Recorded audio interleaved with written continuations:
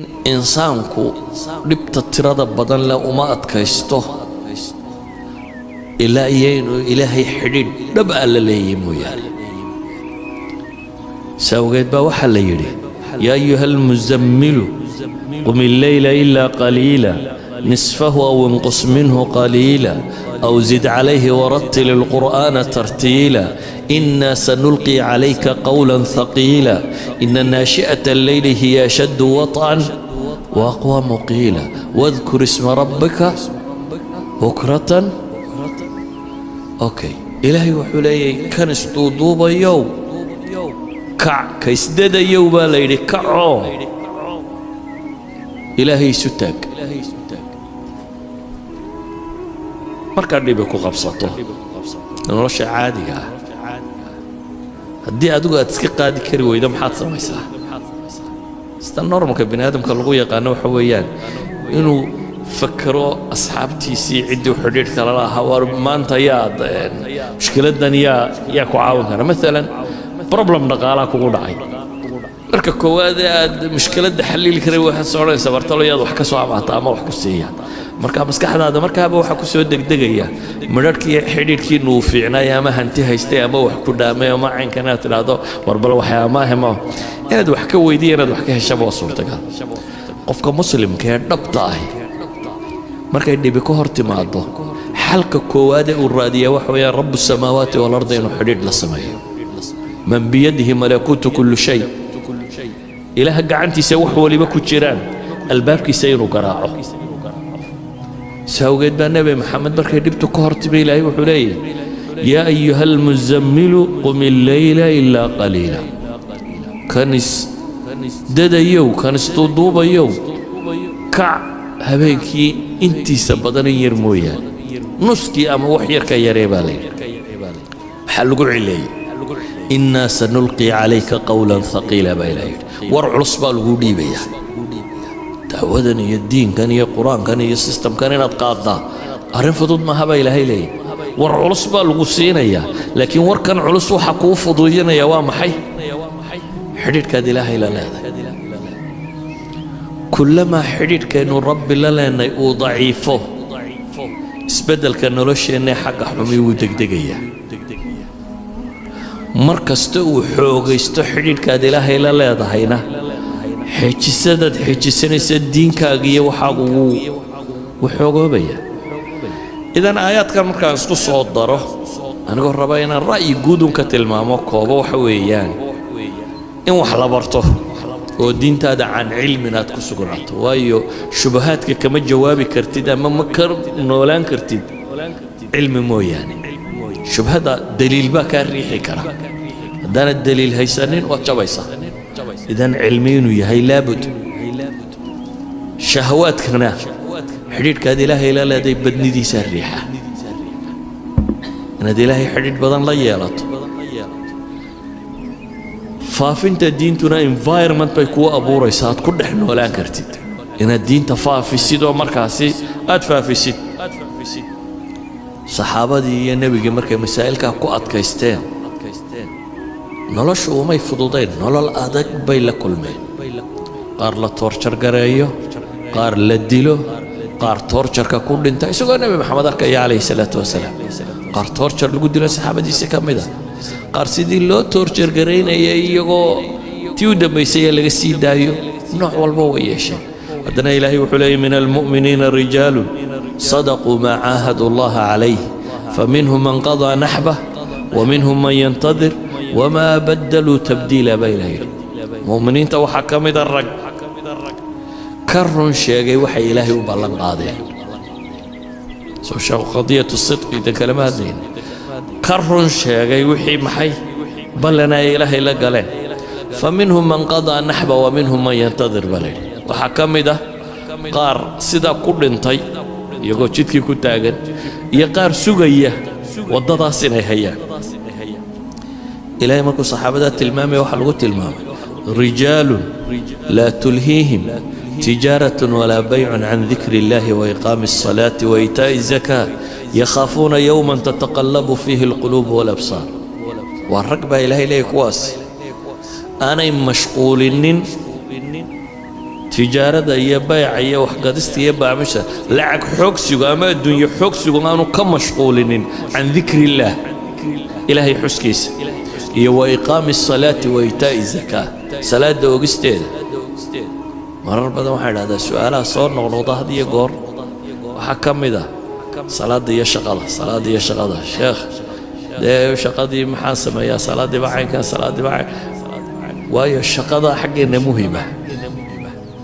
laakiin tan kala agteenna ah taqiilka loo raaday shaqada qiil u raadin maysid iyada shaqada waa shaqo waxaa u baahan in qiil loo raadiyaa waa maxay waa salaaddii saa loo tukanayo ilaahayna wuxuu ku tilmaamayaa qolada tan waxa lagu sifeeyey inay yihiin rijaalun laa tulhiihim tijaaratun walaa baycun can dikri illaahi wa iqaami asalaati wa itaa'i zakaa waayo yakhaafuuna yowman tataqallabu fiihi alquluubu walabsaar maalin bay ka cabsanayaan dad shaqada in laga eriyo dhaqaala daraad ka yar cabsanaysaa laakiin qoladani waxay ka cabsanayaan maalin qalbiyada iyo garaadka iyo indhihu iyo wuxuba gelgelmaan cabsida maalintaa ka haysa daraaddeed mar kasta iyaga waxa priority-ga ule number 1 ah cibaadadooda iyo koolka markaa waxaan leenahay koow ahlu kitaabkii hore hadday gurbada waxay kaga baxeen baynu kaga bixi karnaa lamaa sabaruu wa kaanuu biaayatina yuuqinuun والذين يمسكون بالكتاب كتابك كوي قبسني وحين كغبح كرنابين لنا وحي صحابة النبي محمد كغبحنا عليه الصلاة والسلام يا رسول الله محمد يا قرآن كي كواد النبي وكسود يسيدو التوجيهية حقو قدري وحين كغبح كرنابين لنا مركا اينو قرنو وحينو هيسانا وحينا قم قننو كقيمة بدنيه الاعتزاز بالدين يعني ما وحن رادين يا قيمة بدن يسوي حنا استقيمة بني آدم كمركو حيفسنا يا ما وحقدنا يا واحد وحكون رادي سامحي ده وح قيمة بدن لأنه حقق صامره شيء تافه ما يبسطيد وحق قيمة كوتشو جنا ما وحكر مرة بتيد مالشة مدين كقيمة بدنه إنه يلعلنا سوي حيابا كله إلهي وحينا برينا إنه دينتنا معتزين كوا كفان وحجسته ما هكوا حجية قرى حجنتوا حلقة بين استراضة إلالي لكن هذا إنه صلاة دي قبلنا وصلاة اسكتوا لكن تبل مالها عن الواركينيو سؤالوا مسقوش ما لقيت كان كرايو مالها ما لقيت كان كرايو قاعد قاعد يقول وده كرسي بس لقيت كان كرتايا مالها سؤالوا بدي لكن الاعتزاز بالدين هو قد سيء انت هذا يند معتسكت هذا ردد بإلهي وحليه ولله العزة ولرسوله وللمؤمنين ولكن المنافقين لا يعلمون والعزة يا الشرف وحال بإلهي ليه قال لي الرسول كسيه انت الراعي منافق وسيما فهم سنة تاسم حيكي انسان يسا صحابة دي دين تهيسي بدبر كان نولش من يتجبيني مثلا dagaaladii ugu waaweynaa saxaabadu gashay waxa kamid ah xarb al-qaadisiyya Iraq meeshan la yiraahday ku taala Iraq waxa inteeda badan haystay Persia dawladda Iran ma ka talin jirtay caasimadoodii Madain waa Baghdad dhinaceeda kama foga maadaama ay ka talin jireen markii muslimiinta iyo nimankaas Iran-ta majuusiyiinta dagaaladu dhex marayeen dagaaladii ugu waaweynaa waxa kamid ah dagaalka qaadisiya dhowr boqol oo kun oo gaala iyo 30 kun oo saxaaba ah ay surtaagan iyo intii la socotay saxaabada waxa hogaaminaya 10 mubashiriin kamid ah Sa'd ibn Abi Waqqas baa ciidanka wata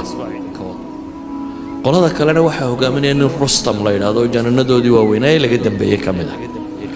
marka Rustam wuxuu rabaa bal nimankani mentally siday u fakarayaan inuu ogaado